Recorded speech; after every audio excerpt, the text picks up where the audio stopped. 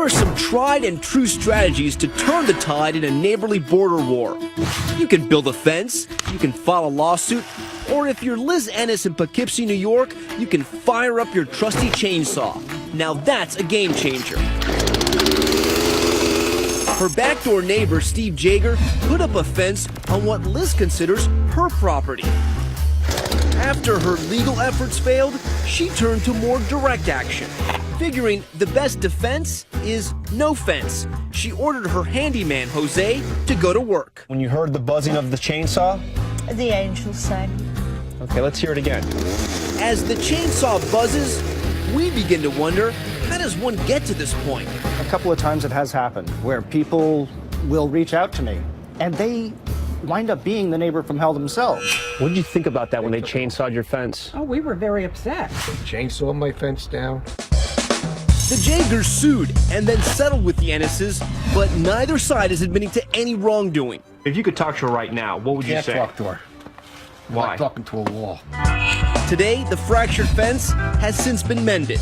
And you don't think they're going to do anything else to your fence? I don't, you don't think they're I going to don't care chainsaw what it again? they do. Police department's on alert. They step on my property. They come over my property. They're probably going to get arrested. And while the Ennis' homeowner's insurance will pay the $7,500 for the new fence, Liz Ennis says she's not done fighting. Well, I'm not done exploring every possibility to retrieve my property, no. You think you've been a good neighbor? I don't think I was, in the end, a good neighbor. No. I was not nice to Mr. Yeager any more than he was to us. Do good fences make good neighbors? No. My cameras made good neighbors. Fence doesn't do nothing. Meanwhile, up in Cooperstown, New York, Paul Sohaki and his wife, Catherine Gannon, The dispute starts around here, right? are battling with neighbor Gene Ellis over where his driveway ends and their property begins. He was redefining the border closer and closer to our house. You felt like he was inching closer and closer to your Oh property. yes, definitely. Paul and Catherine sued and then settled. Gene Ellis agreed to move his driveway off their property. The civil suit agreement was that he was not allowed to be on our property or it was contempt of court. Case closed, right? Wrong, because Paul and Catherine kept their cameras rolling. What's that over there that connected to that tree? That's one of our cameras. These are the cameras that we use. Satellite information's encoded on them so that you can go on the internet and track exactly where you've been. What was it like to live in that world? I mean, you basically lived in your own kind of sick reality show. It was a reality show.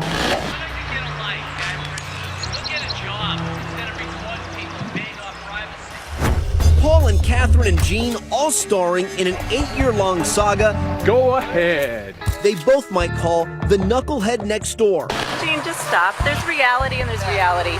In this scene, Gene comes cruising through their woods like Bigfoot on a bulldozer. He came through this opening here and bulldozed the whole creek flat so that he could have a pathway to drive over here. Was that illegal?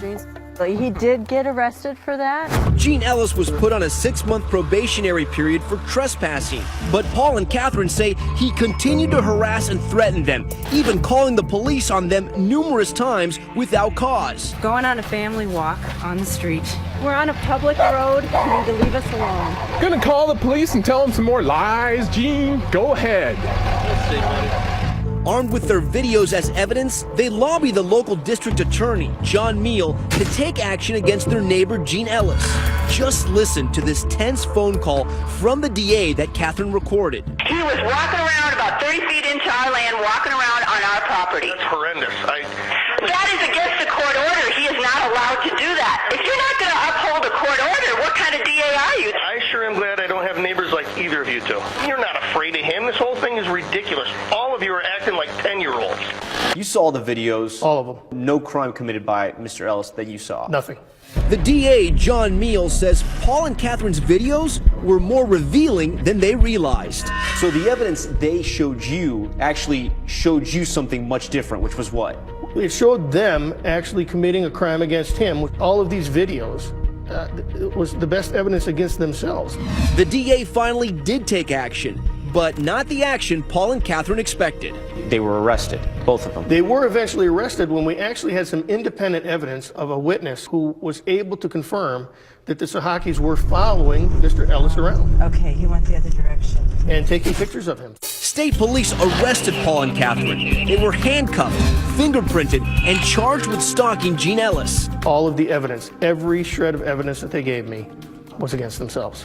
Paul and Catherine never spent any time in jail, and the case was dismissed by a judge. Proof, they say, that the DA misread their video evidence, that the charges were trumped up, the case built exclusively on statements from Ellis's friends and relatives. The DA was out to get me, the police were out to get me. They claim there was a conspiracy against them by you, the police, and the Ellis family and friends. What do you say to that? I know they do, and it's just completely incorrect. And if they truly believe that, I feel sorry that they do. You think it became obsessive on their part? I believe they are obsessed with Gene Ellis. Gene Ellis declined to talk to 2020 on camera. Perhaps he thinks that, once again, his antagonistic neighbors will make his case for him. When you look back on your behavior, you had cameras everywhere, you were documenting every single second of your life. Isn't that obsessive behavior? Not in the context. It actually is very rational behavior. If you were in the situation that we were in, it was the logical, smart thing to do to protect our family. After all that, Gene Ellis blinked first. He moved. So Paul and Catherine get to say, "We win." Except now they're moving too, relocating for Paul's work. Can these neighbor disputes actually get resolved ever? Yes, I believe that they can, but it's going to take time, it's going to take money, and a lot of anguish in many cases. So if you're looking for something that is quick and foolproof, it's the M word, move. When you look back on it, you know, the 8 years, the videotaping, the fights with the police, was it worth it for, what is this? This is 10, 12 feet? Without a doubt. It was definitely worth it because it not ended up being a fight about the land. It was more of a fight about justice. The point was it was a bully. That was the issue for us. When it comes to the neighbor from hell, we won the Powerball lottery. So who do you think was the real bully in that Cooperstown feud? We're live tweeting tonight, so let us know.